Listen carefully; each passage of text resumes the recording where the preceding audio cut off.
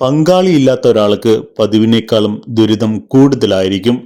പലർക്കും നമ്മളൊരു ഏണിപ്പടി മാത്രമായിരിക്കും.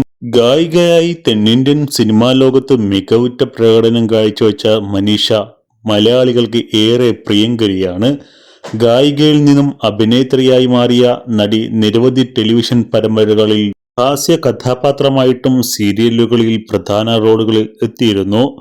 ഇടയ്ക്ക് ബിഗ് ബോസ് മലയാളത്തിലും മനീഷ മത്സരിച്ചിരുന്നു. ഇപ്പോഴിതാ സോഷ്യൽ മീഡിയയിലൂടെ തന്റെ ജീവിതത്തെക്കുറിച്ച് പറഞ്ഞെത്തിയ മനീഷയുടെ കുറിപ്പ് വൈറൽ ആവുകയാണ്.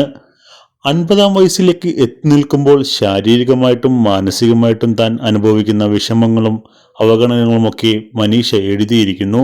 ശരീരത്തെ ബാധിച്ച ജരാനരകൾ മനസ്സിനെ ബാധിച്ചു തുടങ്ങുമ്പോഴാണ് നമ്മൾ പലപ്പോഴും ജീവിതത്തിൽ തോറ്റുപോകുന്നത്. ഇത് 50-ലെത്തി നിൽക്കുന്ന ഒരു സ്ത്രീയുടെ അനുഭവക്കുറിപ്പാണ്. പല അവഗണനകളും നേരിടേണ്ടി വന്ന ഒരു കാലഘട്ടത്തിലൂടെ കടന്നു പോകുന്നതിന്റെ പിരിമുറുക്കം മനസ്സിനെ തെല്ലുമല്ല വേദനിപ്പിക്കുന്നത്. മെനോപോസ് ആവുന്നതിന്റെ ശാരീരിക മാനസിക വ്യതിയാനങ്ങൾ ഒരുപക്ഷെ പങ്കാളി ഇല്ലാത്തൊരാൾക്ക് പതിവിനേക്കാൾ 10 മടങ്ങ് ദുരിതമായിരിക്കും. ഒന്ന് കൈപിടിച്ച് ആശ്വസിപ്പിക്കാൻ ഒരാളുണ്ടായിരുന്നെങ്കിലെന്ന് തോന്നിപ്പോകുന്ന വ്യതകൾ നെഞ്ചോട് ചേർത്തുകൊണ്ട് നടന്നവർ ചെയ്തു വെച്ചു പോയ ചതിക്കുഴികളുടെ ഇരുട്ട് വേറൊരു വശം അവർക്കൊക്കെ വേണ്ടി നഷ്ടപ്പെടുത്തി കളഞ്ഞ നമ്മിലെ സമ്പാദ്യങ്ങൾ, സന്തോഷങ്ങൾ, കുടുംബത്തിനും കൂട്ടുകാർക്കുമൊക്കെ വേണ്ടി ബലി കൊടുത്ത ചോരത്തിളപ്പിന്റെ കാലം, പിന്നീട് മക്കൾക്കു വേണ്ടി വഴിമാറിയും ഉപേക്ഷിച്ചും കളഞ്ഞ 1000 സ്വപ്നങ്ങൾ. പലർക്കും നമ്മളൊരു ഏണിപ്പടി മാത്രമാകും. സുരക്ഷിതമായ ചില്ലകൾ കൈപ്പിടിയിലെത്തി കഴിഞ്ഞാൽ ഉപേക്ഷിക്കാവുന്ന വെറും ഏണിപ്പടികൾ.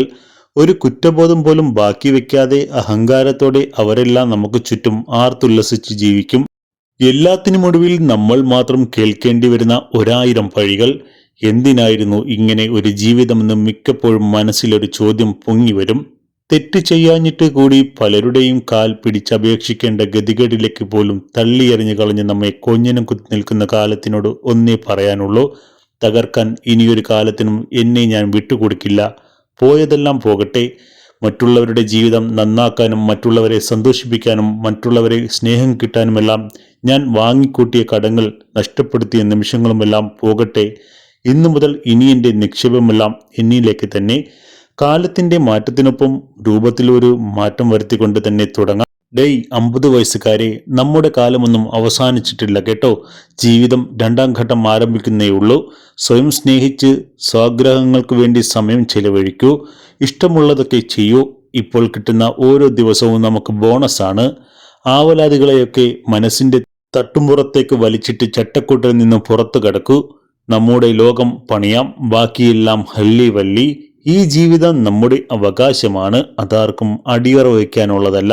മനീഷ കൂട്ടിച്ചേർത്തു.